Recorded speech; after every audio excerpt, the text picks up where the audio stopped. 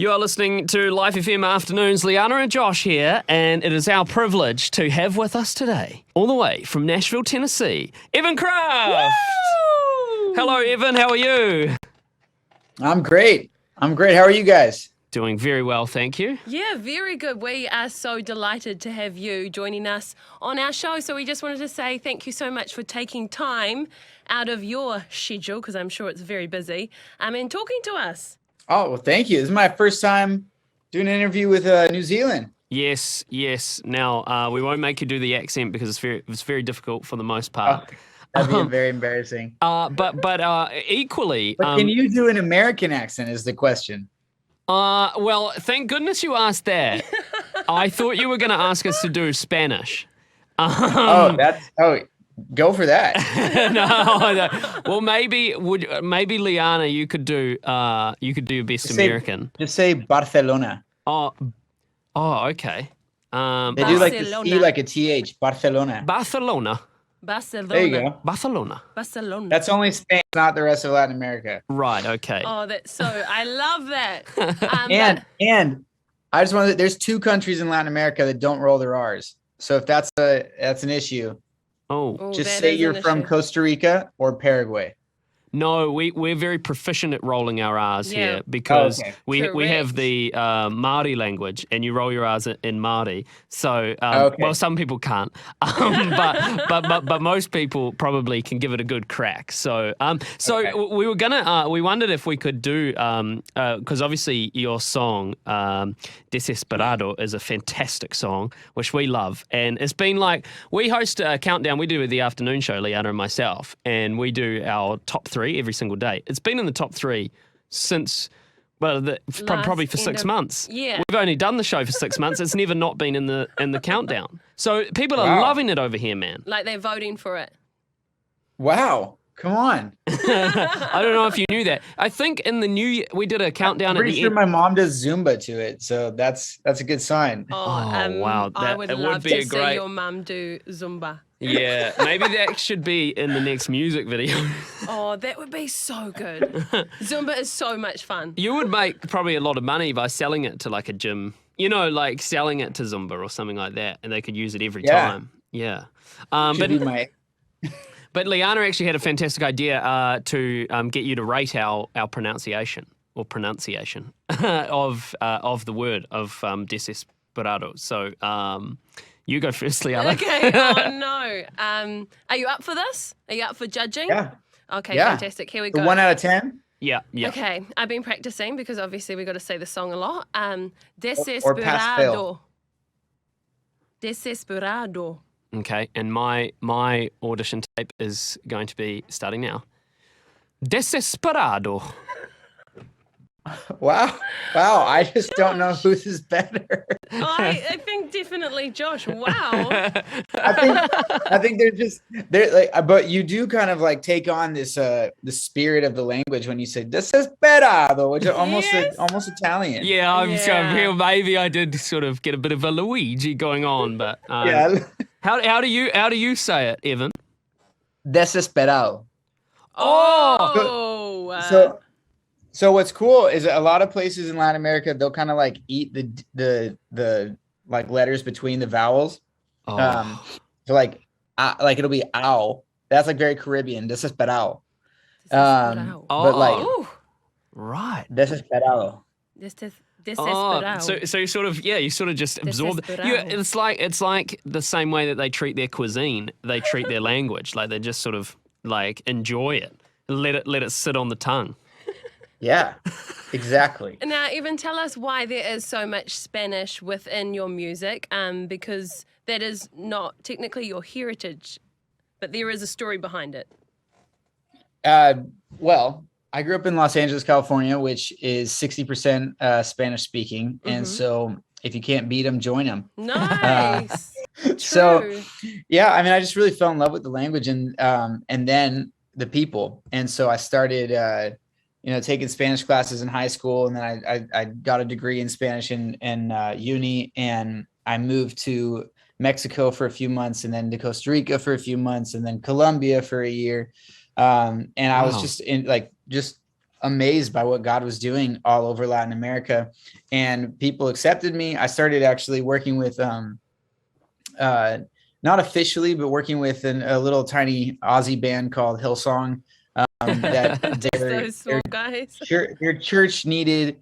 I was translating their songs unofficially, and they just dumped in an email all of the official translations and said, "We don't have the bandwidth for this right now, so go for it." And wow.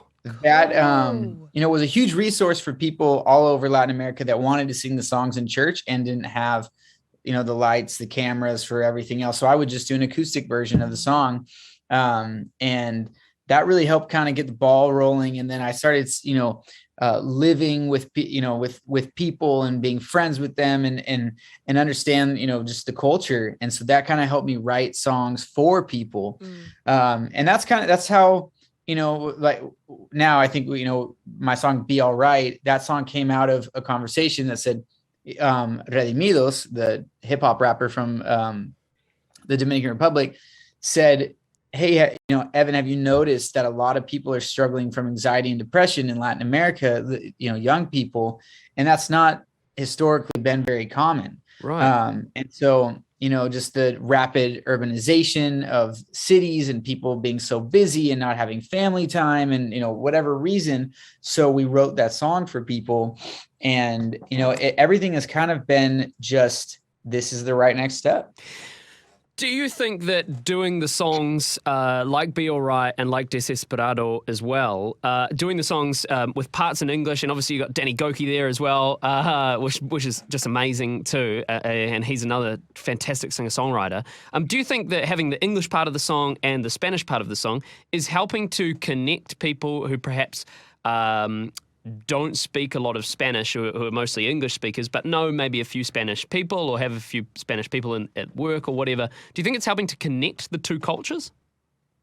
Yeah, definitely. I think, when you hear desesperado and you don't know what it means, but it says, "I'm desperate for your lovers," or you hear todo va a estar bien, you don't know what it means, and it says everything will be all right. I don't know how much more I can lay it up for you. I was actually thinking that today. I was like, it's so good that it's like, yeah, desesperado, and then right after it, "I'm desperate for your love." You're like, oh, that must be what it means. I think I'm trying to help people get familiarized with the language and help, when you feel more familiar, you feel more comfortable, and then you're maybe more willing to step outside of your comfort zone and say to somebody that you don't know, "Hey, I want to learn more about your culture. I want to learn more about what God's doing in your life." And, that's been really cool, because I know a lot of people who have put their kids in Spanish classes just because they've heard some of these songs and go, "Hey, my kids need to learn Spanish." And so many people speak Spanish here in North America. So it's been really cool. And I think that can also transfer over to different countries, Australia and Europe. I mean, obviously in Europe, it's very common to speak multiple languages, but, as we are more of a global society, just learning to get along. And, a lot of that just comes down to familiarity sometimes. Yeah, absolutely. Hey, Evan, I wanted to ask this question, which kind of ties into what you've just been saying. What is your most important piece of advice to someone that's struggling to believe that God's got their best future ahead? Because, you're successful, you've put out music, you're doing what God has called you to do in this life and for such a time as this. So what would you say to someone who is just in a really bad place and doesn't believe that for themselves? Yeah, I think, sometimes people can look at, me or other artists and say, "Hey, well, you have everything like you've ever wanted." My story is that my parents got divorced when I was 7 years old, and my dad's been married 4 times. It was not a very consistent, easy upbringing. But I found hope in Jesus. And when things went really, really bad, I would always cling to God. And so, I think this song articulates that feeling of, God, they say you have the whole world in your hand, but I feel like I'm going to slip through. I feel like you don't see me. Yeah. And I think, my point is you're not alone in that. And so, the job of a Christian or a brother in Christ is not to necessarily tell you hey, it's fine, don't worry about it, but it's to be there with you. Yeah. And so that's what I want to do through this song, is to tell people, you know, like, I have to come to terms with difficult situations in my life. But I'm there to just say, hey, I'm your brother. I'm there for you. You can lean on me. Yeah. Nice. Yeah, that's super encouraging. One last question from me, Evan, and it is, you said you lived in Mexico for a year. You said you lived in Colombia for a little while as well. What is, in your opinion, the best thing to put in a taco? Oh, this is a no-brainer, hands down. The best taco. Okay, here we go.